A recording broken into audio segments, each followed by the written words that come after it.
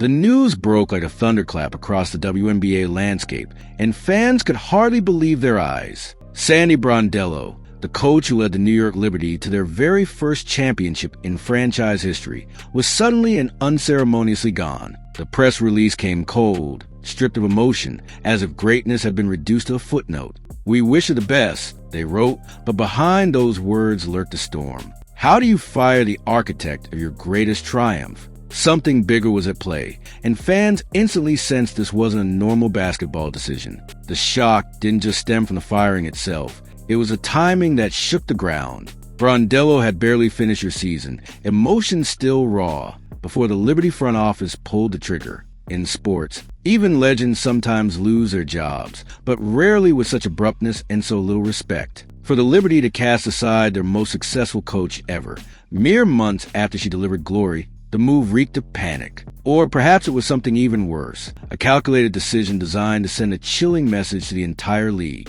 The official narrative painted a picture of expectations unmet. Championship or bust, that was the standard, they claimed. When the Liberty stumbled in the postseason, ownership decided a change was necessary. But fans weren't buying it. How do you emphasize in your press release that she was the winningest coach in team history if the reason is purely performance? How do you fire someone for falling short while simultaneously praising her record? The contradictions were glaring. To those paying attention, this wasn't about X's and O's. This was about politics, pride, and power. Then came the whispers. Rumors spread like wildfire that Brondello's public praise of Caitlin Clark was the true nail in her coffin. The same Caitlin Clark who has elevated ratings, sold out arenas, and driven jersey sales like no one before. The same Clark who divides the WNBA between those who celebrate her rise and those who resent it. Brondello didn't hold back. She called Clark transformative,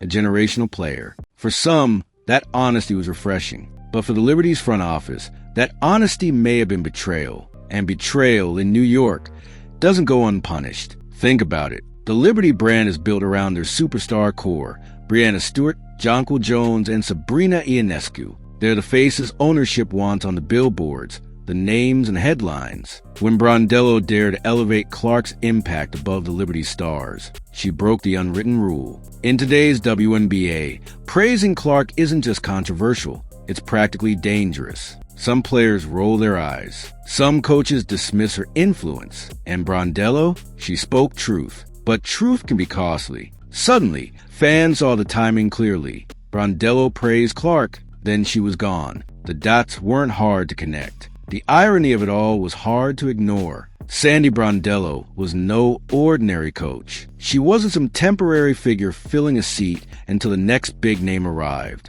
She was the architect. She was a mastermind who took a roster full of expensive stars, talent that looked impressive on paper but lacked direction, and molded them into champions. Before her, the Liberty were all flash, no substance. Under her leadership, they became a machine. She tamed egos, built chemistry, and brought order. That alone should have guaranteed her security. Instead, it became irrelevant the moment she crossed the invisible line. Fans erupted in outrage as the news spread. Social media exploded with disbelief, anger, and accusations. Liberty fans, still basking in the afterglow of their first championship, suddenly felt betrayed. Fever fans, shocked to see Clark dragged into the mess, rallied around the young star. Neutral fans, too, saw through the PR spin. This wasn't a mutual parting. This was a power move. And the outrage wasn't just about the firing. It was about the why. The league that claimed to champion fairness and growth looked petty and insecure,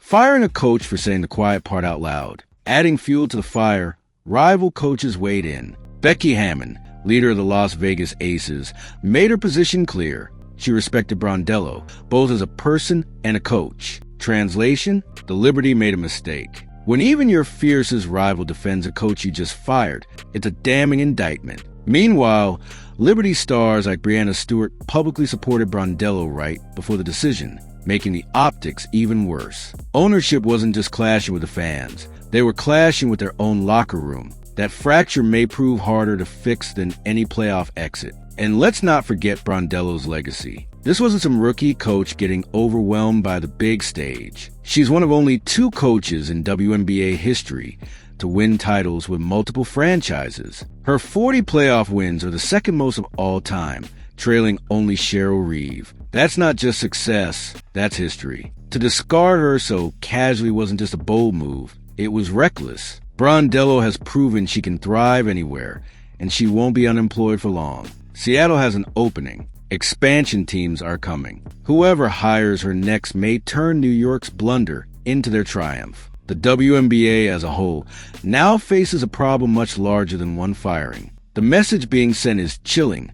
Praise Caitlin Clark too much, and you could be next. Coaches are watching. Players are watching. Everyone is noticing. This isn't growth. This is fear. A league that claims to embrace progress is instead punishing honesty. And that fear won't stay confined to New York. Across the league, people will think twice before speaking freely. That's not just insecurity. It's sabotage. And it's the last thing the WNBA needs as it fights for mainstream respect and attention. The tragedy here is that Caitlin Clark didn't ask for any of this. She didn't lobby for praise. She didn't demand the spotlight. She just played basketball, breaking records, drawing crowds, and lifting the league higher. Yet her name has become a dividing line. Coaches get punished for supporting her. Veterans roll their eyes at her attention. Even referees are accused of giving her a tougher whistle. Clark has become the epicenter of controversy, not because of her actions, but because of the league's inability to handle her meteoric rise. And Brondello became the latest casualty. For fans, the suspicion only deepened when they compared the timeline. If this firing was truly about performance, why not last year? Why wait until now? Why right after Brondello's comments about Clark went viral? The Liberty had failed in the finals before, yet she kept her job then. This season wasn't dramatically worse. The difference? Brondello praised the one-player ownership didn't want elevated above their own stars. Suddenly, the timing wasn't just suspicious, it was damning. The pattern was too perfect to ignore, and once the narrative took hold, there was no stopping the backlash. Inside the Liberty locker room, questions loomed. Stewart, Jones, Ionescu, they all trusted Brondello. They believed in her system. They believed she could lead them to sustained greatness. But ownership's decision ripped that trust apart. If winning a championship and becoming the winningest coach in franchise history wasn't enough to save her, then what was? Players now had to ask themselves, if loyalty and success don't matter, what does? The answer seemed grim. Control mattered, image mattered, politics mattered, and that realization may haunt New York longer than any playoff loss ever could. Brondello's departure doesn't erase her accomplishments, it cements them. She walks away with her head high, her reputation intact, and her resume shining brighter than ever. For New York, the opposite is true. Their reputation now reeks of insecurity, pettiness, and short-sightedness. They didn't just lose a coach, they lost credibility. Whoever steps in next inherits a powder keg. Win another championship, or be cast aside. Don't praise the wrong player.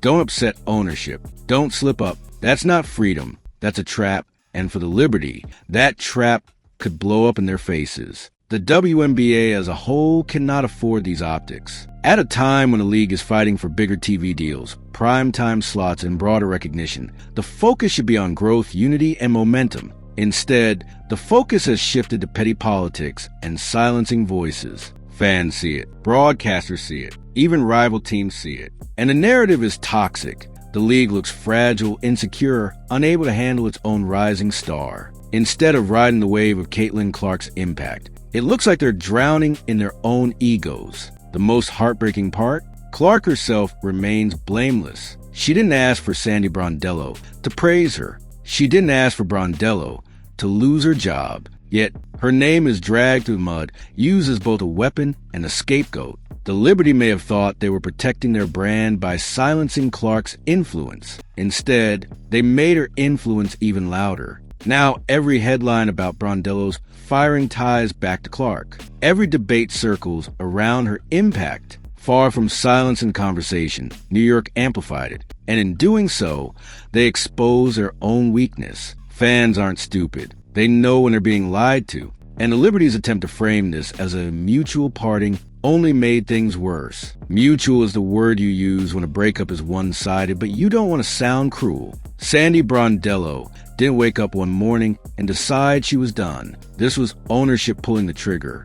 Plain and simple. And fans connected the dots immediately. Praise Caitlin Clark, lose your job. The result? A backlash that made the Liberty and the league itself look petty and insecure on the national stage. Brondello's next chapter may very well turn into poetic justice. Imagine her landing in Seattle or with an expansion team, rebuilding another squad, and then knocking the Liberty out playoffs. That would be the ultimate revenge, the kind of storyline that writes itself. And fans would cheer it, not just for Brondello's sake, but for the principle. Because this was never just about one coach. It was about the message being sent. And fans, tired of politics overshadowing progress, are hungry to see that message thrown back in ownership's face. The truth is, Caitlin Clark has already changed the WNBA more than any league office narrative ever could. The ratings don't lie. Attendance doesn't lie. Jersey sales don't lie. The numbers prove she is the growth.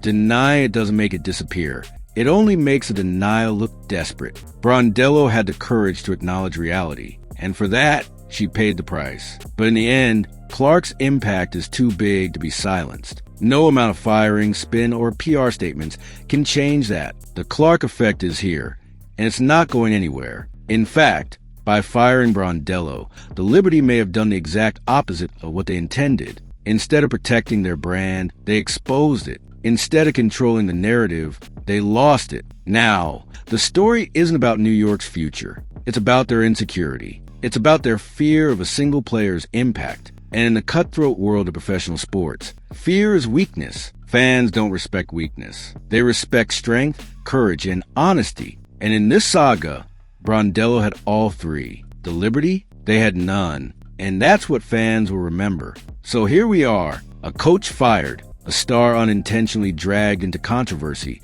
and a league once again caught in the crossfire of its own politics. Sandy Brondello gave New York everything: discipline, credibility, a championship, and was cast aside because she wouldn't play the game of silence. Caitlin Clark didn't ask for any of this, but her name has become the line in the sand. And the WNBA? It just told the world that even its greatest coaches aren't safe if they step over that line. That's not growth. That's fear. And fear never wins championships.